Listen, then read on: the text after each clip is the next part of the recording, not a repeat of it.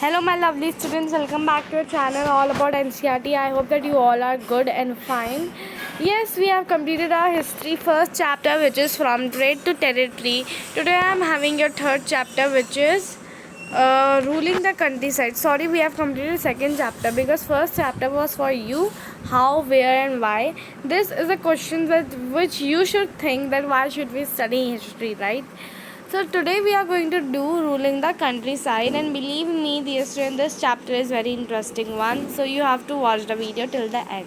And I am going to speak Hindi and English both languages so that your better understanding will be there. So let us start our today's session with an interesting topic, ruling the countryside.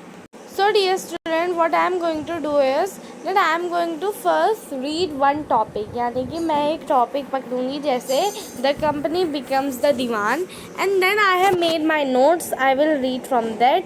I am not going to read your NCERT boring book. I have made my notes. I will read that, and then I am going to explain it in Hindi. Okay. So dear student, if you are new in our channel, please get it subscribed because we bring these types of videos only for you so that your education will not be stopped in here. Okay, so let us start. So our first topic is the company becomes the divan. Okay, so what are the key points of this line? So dear students, on August 12, 1765, the Mughal Emperor appointed East India Company the Diwan of Bengal. जब dear student क्या हुआ था 12 अगस्त को 1700 की बात है, 765 की बात है. क्या हुआ था, जो आपके मुग़ल एम्परर थे उस समय के, उन्होंने ईस्ट इंडिया कंपनी को दीवान बना दिया था बंगाल का. If you again recall your previous concept, which is what is दीवानी, फौजदारी एंड सूबादारी. सो डियर सर, दीवानी आपका फाइनेंशियल चीज़ों से डील करती है, फौजदारी सैनिक वगैरह से, और सूबादारी आपकी पॉलिटिक्स से. ठीक है, इतना सब अपने दिमाग में रख दो. ठीक है, अब देखो डियर स्टूडेंट, तो दीवानी मिल गई थी बंगाल की, किसको? ईस्ट इंडिया कंपनी को.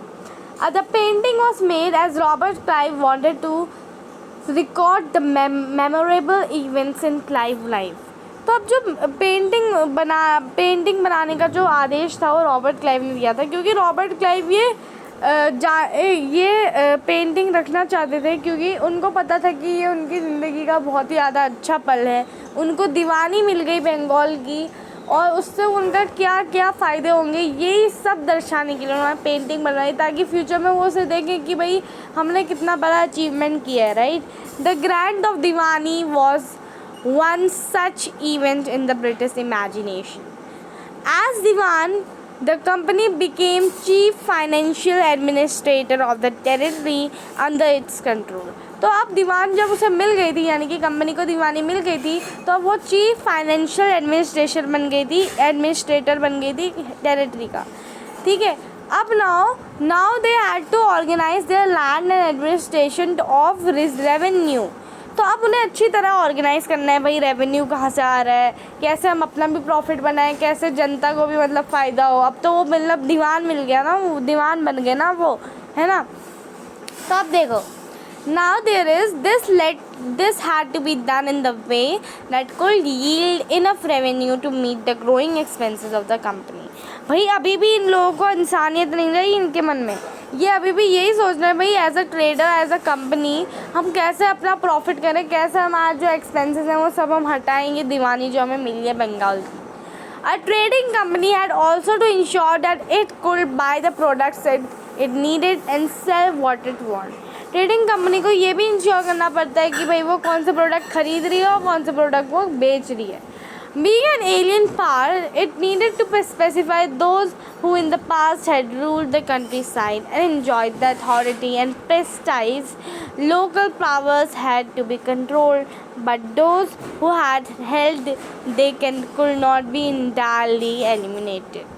तो जैसे कि आपको पता है, बहुत ही एलियन पावर, मतलब बहुत ज़्यादा पावर थी, तो उनको ये देखना बहुत ज़रूरी था कि भाई पहले कौन कौन रूलर्स ने रूल करा है, कैसे उन्होंने अपना रेवेन्यू बनाया वगैरह वगैरह. कंपनी ये सब देख रही थी. ठीक है, तो ये था आपका पहले वाले पार्ट में, जो कि कंपनी बिकम्स द दीवान. क्या हुआ डियर स्टूडेंट, जो कंपनी है आपकी उनको दीवानी मिल गई थी बंगाल की, कब? 12 अगस्त 1765 में। उसके बाद रॉबर्ट क्लाइव ने उसकी पेंटिंग बनाई थी ताकि ये याद रहे कि भाई उन्होंने इतना बड़ा अचीवमेंट भी किया है। उसके बाद क्या होता है डियर स्टूडेंट, कंपनी को कुछ ऐसे कदम उठाए थे जिससे कि उनका तो प्रॉफिट हुए और जनता भी ज़्यादा परेशान ना हो। तो ये सारी चीज़ों को मद्देनज़र करते हुए जो कंपनी थी वो कहीं ना कहीं जो पहले के रूलर्स थे उनको देखती थी कि भाई उन्होंने कैसे रेवेन्यू सिस्टम वगैरह कंट्रोल करा। तो डियर स्टूडेंट इतना ही था आपके द कंपनी बिकम द दीवान में। जो हमारा नेक्स्ट टॉपिक है वो है रेवेन्यू फॉर द कंपनी। अब देखो, कंपनी है दीवानी but still they saw themselves as traders. Company के पास दीवानी तो आ गई थी पर अभी भी वो खुद को ट्रेडर्स की तरह ही देख रहे थे। It wanted a large revenue income but was unwilling to set up any regular system of assessment and collection. उनको बहुत ज़्यादा रेवेन्यू चाहिए था लेकिन वो रेवेन्यू कहीं ना कहीं बना नहीं पा रहे थे अच्छी तरह, कुछ असेसमेंट और कलेक्शन की वजह से। The effort was to increase the revenue as much as it could be possible, but by fine quality of cotton and silk cloth as cheaply as possible. Company का सिर्फ एक ही मकसद था कि भाई जैसे तैसे हम रेवेन्यू बढ़ू के जो कॉटन की फाइन क्वालिटी है, सिल्क के क्लोथ्स हैं, इनको ख़रीदें सस्ते में, इनको ख़रीदें और फिर इतने सस्ते में ख़रीदें और फिर महंगे में बेचें। ये कुछ तरीका था जिससे कंपनी प्रॉफिट करती थी, राइट। कि ये ईस्ट इंडिया कंपनी कैसी कंपनी थी? ईस्ट इंडिया आपकी मर्केंटाइल कंपनी थी। मर्केंटाइल कंपनी मतलब कि ये अपने गुड्स को चीप सस्ते में ख़रीद रहे हैं और फिर महंगे में बेच रहे हैं यूरोप में, ठीक है। Within 5 years, value of goods bought by the company in the Bengal doubled. 5 years के बाद जो वैल्यू ऑफ गुड वो बंगाल में लाते थे वो डबल हो गई। Before 1865 company had purchase good in India and importing gold and silver from the Britain. 1865 से पहले के समय में जो ब्रिटिश था वो इंडिया में गुड्स कैसे खरीदता था, जो भी उनको चाहिए होते थे, स्पाइसेस बोलो या कॉटन, सिल्क, कैसे खरीदता था? गोल्ड और सिल्वर ब्रिटेन से इंपोर्ट कराकर, ब्रिटेन से गोल्ड एंड सिल्वर मंगवाए, गोल्ड एंड सिल्वर को बेचकर वो गुड्स खरीदते थे। लेकिन अब जब उनके पास दीवानी आ गई है डियर स्टूडेंट्स, तो उनको ये क्यों इंपोर्ट कराने की ज़रूरत है ही नहीं, है ना। वो तो किससे पैसा कर रहे हैं? वो सारा पैसा जो है दीवानी के ही जो रेवेन्यू उनके पास आ रहा है उसी से काट कूट कर भेज दे रहे हैं, right. Now revenue collected in Bengal could finance the purchase and goods for export, right? अब हमारा नेक्स्ट जो कॉन्सेप्ट इतना था डीएस में आपका रेवेन्यू फॉर द कंपनी। मतलब हुआ क्या, रेवेन्यू ऑफ द कंपनी ने बस इतना ही हुआ कि कंपनी के पास दीवानी तो आ गई लेकिन अभी भी वो खुद को ट्रेडर की तरह ही देखते हैं। वो चाहते थे कि भाई उनका जो रेवेन्यू हो ज़्यादा हो जाए और उसके बाद फिर वो जो फाइन क्वालिटी ऑफ सिल्क का कॉटन है वो सस्ते में ख़रीदे। पहले तो क्या होता था 1865 से पहले वो गोल्ड एंड सिल्वर इंपोर्ट करा के चीज़ों को खरीदते थे, but now they have the Diwani of Bengal, now they can easily finance their expenses with that only, right. So अब हम पढ़ने वाले हैं हमारा next topic which is the need, next topic which is in this only revenue for the company में ही, Bengal economy facing deep crisis. कैसे बंगाल की जो इकोनॉमी थी वो डीप क्राइसिस में चली गई, यानी कि इतना नुकसान होने लगा, ऐसा देखते हैं। Artisans were deserting villages since they were being forced to sell their goods to the company at the low prices. Artisan इतना मेहनत का काम कर रहे हैं लेकिन कहीं ना कहीं उनको उनके गुड जो थे बहुत ही ज़्यादा लो अमाउंट में कंपनी को बेचने पड़ते थे क्योंकि वो फोर्स किए जाते थे कंपनी से। Peasants were unable to pay the dues that were being demanded from them. Peasants अगर टैक्स उन पर लग रहा था, जब वो उनसे डिमांड करते वो उसको बेच नहीं पा रहे थे, कहीं ना कहीं टैक्स को दे नहीं पा रहे थे। Then we have artisanal production was declined and the agricultural cultivation showed the signs of collapse. तो आर्टिशंस का जो प्रोडक्शन था वो तो पूरा गिर ही गया था क्योंकि ब्रिटिश से ही गुड्स आने लग गए थे, ब्रिटिश अपने ही गुड इंडिया में वापस भेज दे रहे थे, तो कहीं ना कहीं जो आर्टिशनल प्रोडक्शन था पूरा गिर चुका था और एग्रीकल्चरल प्रैक्टिस भी तो थी पूरी कोलैप्स में पहुंच गई थी, यानी ख़त्म हो रही थी। In 1770 a terrible famine killed the million of people in the Bengal. 1770 में एक टेरिबल फैमाइन मतलब स्कार्सिटी ऑफ फूड मतलब उनके पास खाना नहीं था खाने के लिए बंगाल में, ऐसी सिचुएशन बंगाल में बन गई थी। About 1/3 of the population was wiped out, which means that वो ख़त्म ही हो गई थी 1/3। ये थे कुछ Bengal economy facing deep crisis, यानी कि इतना सारी चीज़ें किसकी वजह से हुई, सिर्फ कंपनी की वजह से। नेक्स्ट टॉपिक जो रजिस्टर हमारे पास आने वाला है वो है the need to improve agriculture.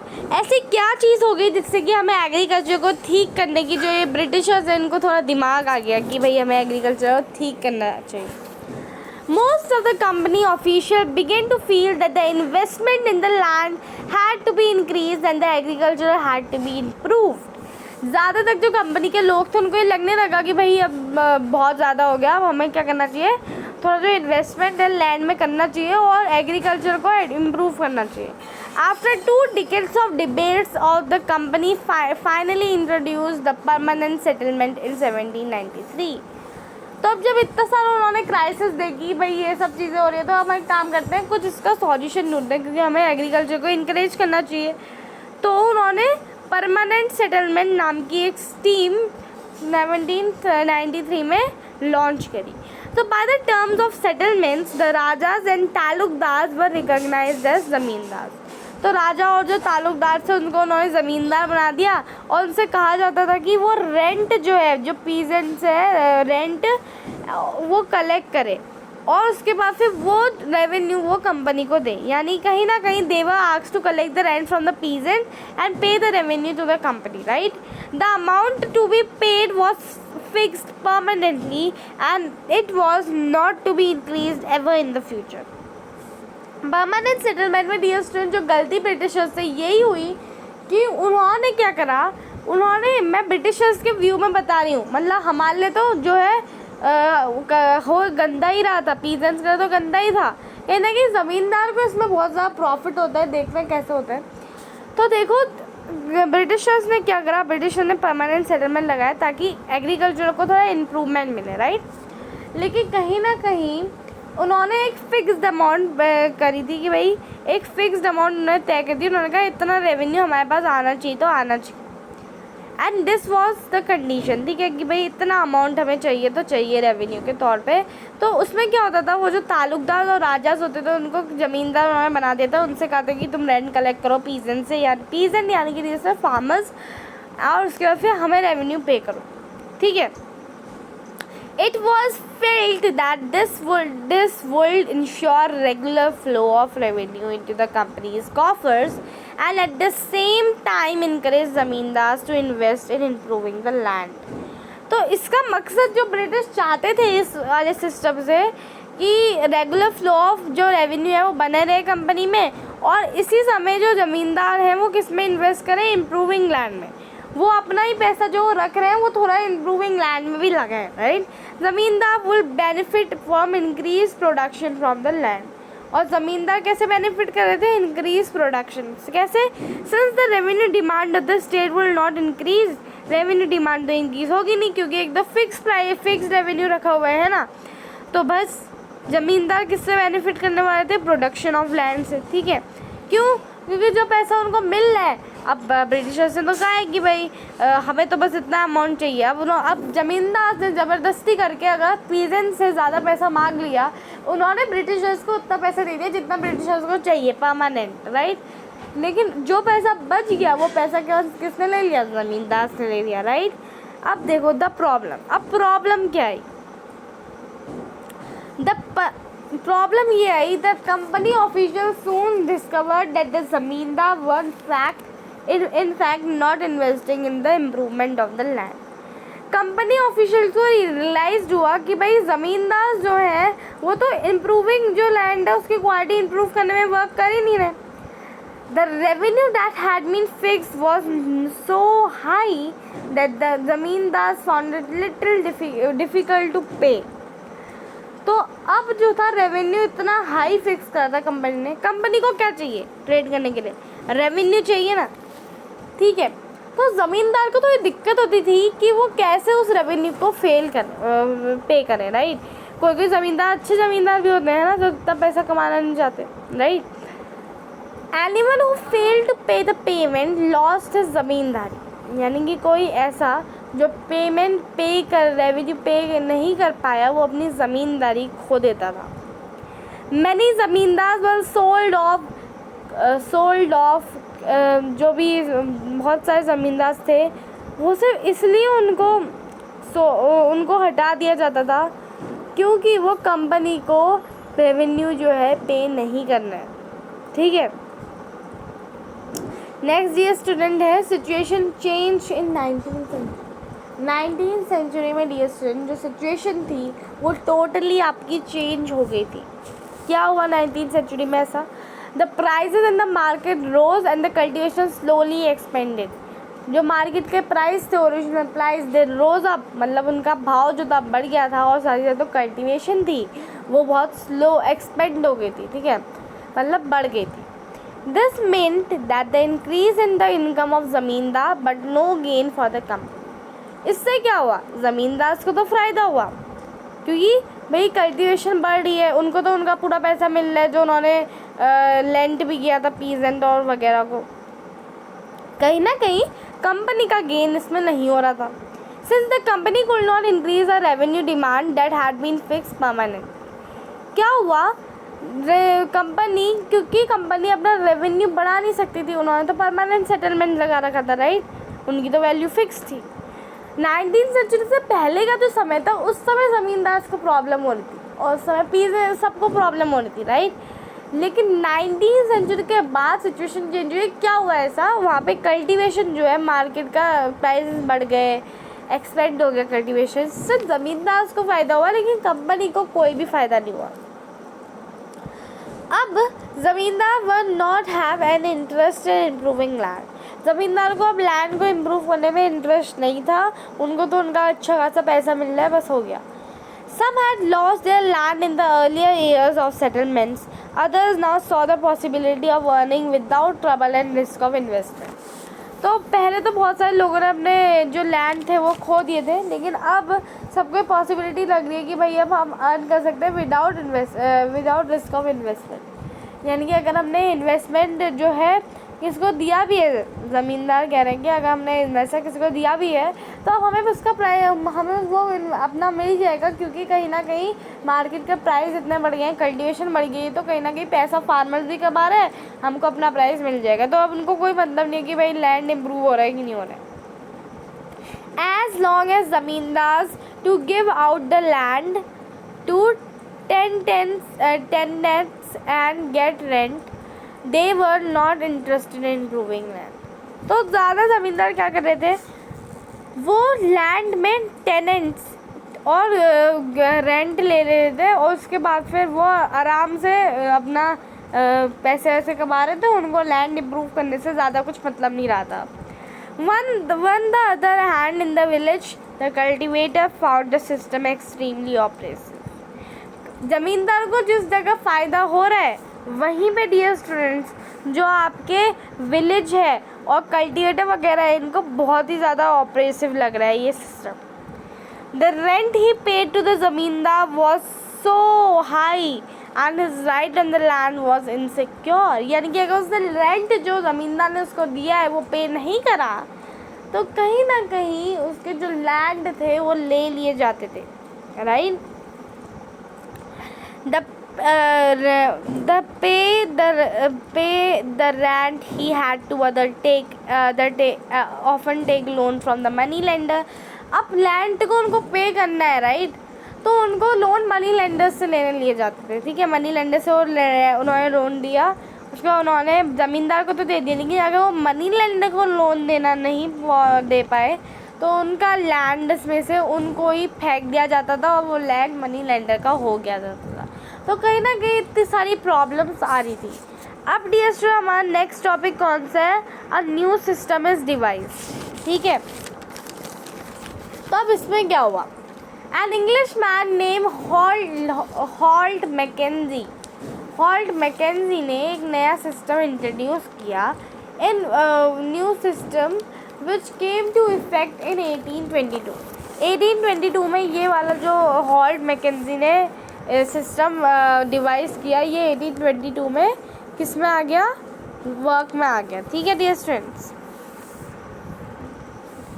अब देखो, he under his direction collector went from village to village inspecting land, measuring the field and recording custom rights of different groups. तो इसमें क्या होता था, वो कुछ इंस्पेक्टर वो कोई लोगों को भेजता था, जैसे मतलब कलेक्टर्स वगैरह को वो भेजता था विलेज टू विलेज, और कितने कहता था कि भाई लैंड को मेजर करो, कस्टम्स नोट करो, कितने कितने कस्टम्स हैं उनके. The estimated revenue of each plot within the village was added up to calculate the revenue that each village had to pay. Each village को महाल कहते थे, ठीक है. द एस्टिमेट रेवेन्यू कैसे निकलता था भाई, सारी विलेजों का रेवेन्यू ऐड करके वो रेवेन्यू निकालते थे और फिर कहते थे कि भाई इतना रेवेन्यू आपको पे करना है. The demand was to be revise periodically not permanently fixed. periodically revise होते रहती थी, परमानेंटली फिक्स नहीं थी. अब उनका जो थोड़ा थोड़ा संकट था वो हट रहा था. The charge of collecting the revenue money and paying it to the village headman rather than the zamindar. अब उनको विलेज हेडमैन को पैसे देने होते थे, ज़मींदार को नहीं. दिस सिस्टम, ये जो सिस्टम था इसको महालवाड़ी सिस्टम कहते हैं, because it is related to the village, right. तो अब हमारा नेक्स्ट सिस्टम आता है dear student, Munro system. Munro system में क्या होता है, the system was devised name Ryotwari system. एक सिस्टम था जो रयोतवारी सिस्टम नाम से था. रयोत यानी कि क्या होता है डियर स्टूडेंट, जो आपके खेती वेती करते हैं, right. It was tried on a small scale by the captain Alexander read in some of the areas where it were taken over by the company after the war with the Tipu Sultan. तो ये वैसे area थे जो जो company ने ले लिए थे टीपू सुल्तान के बाद, जो साउथ वाला एरिया था मद्रास का side. Subsequently developed by Thomas Munro. वैसे तो डेवलप थॉमस मुनरो ने किया है, वॉज एलुनेटेड all over south. Reed and Munro felt that there were no zamindar in the south. Read और मुनरो ने कहा कि भाई साउथ में तो कोई ज़्यादा ज़मींदार है नहीं, तो यहाँ हम अपना काम चला सकते हैं easily. The settlement, they argued, had to be made directly with the cultivators. तो सेटलमेंट उन्होंने बनाए हैं उसको डायरेक्टली उनको कल्टिवेटर से ही, जो रायोत से उनके साथ मिलकर ही निपटाना पड़ता था. The field had to be carefully and separately surveyed for a revenue and assessment was made. अच्छी तरह इस फील्ड को देखा जाता था, उसके बाद उस फील्ड के हिसाब से रेवेन्यू बनाया जाता था. Munro thought that British should act as a paternal father figures protecting the ryots under their charge. तो मुनरो ने कहा कि British as a paternal father figure इनके साथ एक्ट करेगी रयोट्स को, और इनका चार्ज जो है, इनके चार्ज के अंदर सब चीज़ होगा. अब नेक्स्ट है डियर स्टूडेंट आपका देखो, all was not well. Next topic है dear student, all was not well. तो ऑल वॉज नॉट वेल मैं आपको फटाफट पढ़ा देती हूँ. Driven by the desire to increase the income from the land, revenue officer fix the high revenue demand. उनको पता था कि इतनी इच्छा थी उनको कि भाई अब तो इंक्रीज इनकम करनी है लैंड से, तो जो रेवेन्यू ऑफिसर्स थे वो हाई रेवेन्यू की डिमांड करते थे, ठीक है. Peasants were unable to pay. Riots were countryside and villages become deserted in many regions. तो सबके सब रेवेन्यू पे नहीं कर पा रहे थे. Optimistic official had imagined that the new system could transform the peasant into rich, enterprising farmers, but this didn't happen. जो ऑप्टिमिस्टिक यानी कि जो अच्छा ही सोचते हैं. इसमें फॉर एग्जांपल आप सोचते हैं कि मेरे तो अच्छे ही मार्क्स आएंगे, राइट, दिस इज़ ऑप्टिमिस्टिक. तो ऑप्टिमिस्टिक ऑफिशियल सोचते हैं कि भाई कि चलो न्यू सिस्टम है, अब पीजन को हम लोग रिच इंटरप्राइजिंग फार्मर्स बना देंगे. लेकिन ये तो कुछ हुआ नहीं, क्योंकि रेवेन्यू ऑफिसर्स इतना रेवेन्यू मांग रहे थे जो पीजन कभी भर ही नहीं पा रहे थे, राइट. तो ये कुछ चीज़ें हो रही थी. अब जो क्रॉप्स फॉर यूरोप है dear student, this we are going to do tomorrow, because This is the part 1 and part 2 will be coming soon. So you have to till there in our all about NCERT. And yes, don't forget to subscribe our channel, because crop for this crop for Europe is a very interesting part which led to the rebellion. You will not imagine the rebellion was there. So yes, you have to definitely wait for the next part. Thank you so much for watching, and if you like our video, please get it subscribed, because we make these types of video only for you, so that your education doesn't stop till here. Okay dear students, thank you so much for watching. Thank you.